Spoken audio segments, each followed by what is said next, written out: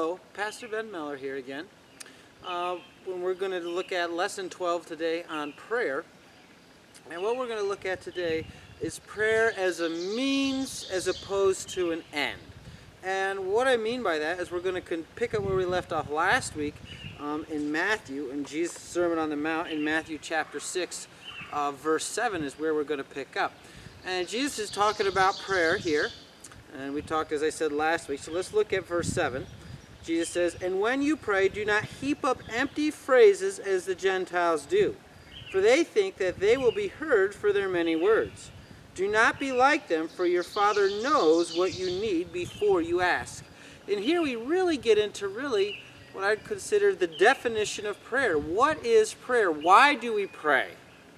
Okay? And Jesus is really addressing that here. What's the purpose of prayer? What are you seeking to accomplish through prayer? And he makes something very clear here. Prayer, in and of itself, is not necessarily anything special. And here's what I mean. It is special, but it's not God.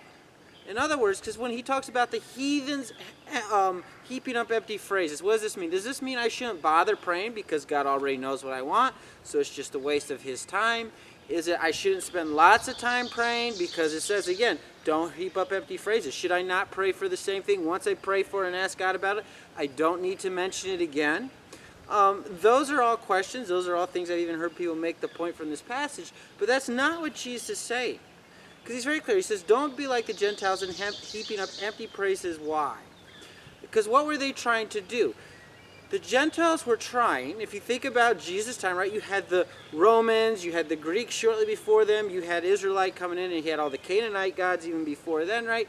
And so you had all these deities, all these angry deities that were just really like humans with superpowers, but not were they just humans with superpowers. They were very badly behaved humans with superpowers. So you had to appease the gods to get them to do what you want, right? If you wanted it to rain, you had to appease the god. And so one of the ways in which the Gentiles would do this is they would pray a lot. And then the God would say, oh, you pray to me a lot, you worship me a lot, therefore I will give you rain, therefore you will have a son. All right, and so really what prayer was to an unbeliever or someone who believed in a false god, prayer was a way of manipulating God to get what you wanted. And so the more you prayed to God, the more you could manipulate him to get what you want. And Jesus is saying, God is not like that. Prayer is not like that. Prayer is not an end in of itself. Okay? Prayer is not an end of itself. Prayer is not something I do to get God to give me a new boat. Prayer is not something I do so that God makes me rich. Prayer isn't even something I do so that my family members are saved. No, prayer is a means by which I cry out to God for help and mercy and strength because, God, I can't do this on my own. And Jesus' point is this: unlike the pagan gods who don't care about you, which is why you have to manipulate them, God already knows what you need. And because he loves you, he will provide the things that you need and that are best for you. And so prayer is not the end. The goal isn't to pray for prayer's sake. Now, that doesn't mean we don't set chunks of time aside, if you're like me, to pray. I mean, you set chunks of time aside to be with your wife, right? You're going to go on a date. You're going to be out, for 3 or 4 hours. It is not wrong to set aside 3 or 4 hours just to pray with God. That doesn't mean that you're heaping up empty praises. It doesn't mean that it's wrong to pray for the same thing or the same person in a similar way every day. That's not what Jesus is referring to. Because as long as you are crying out during that time for God for help, Lord, this person needs you. Lord, I need you. You've hit the heart of prayer.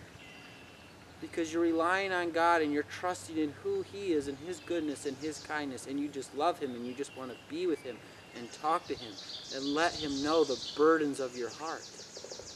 That's what Jesus is saying prayer is about. Prayer is a means to an end, and the end is God. Prayer is not an end in of itself.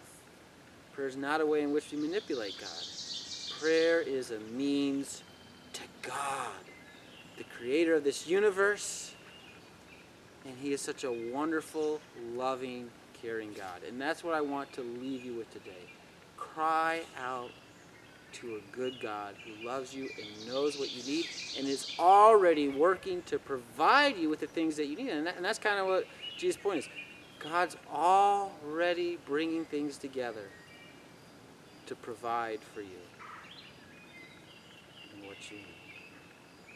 I'm Pastor Ben Mellor. Till next time, let him who has ears to hear what the Spirit has to say.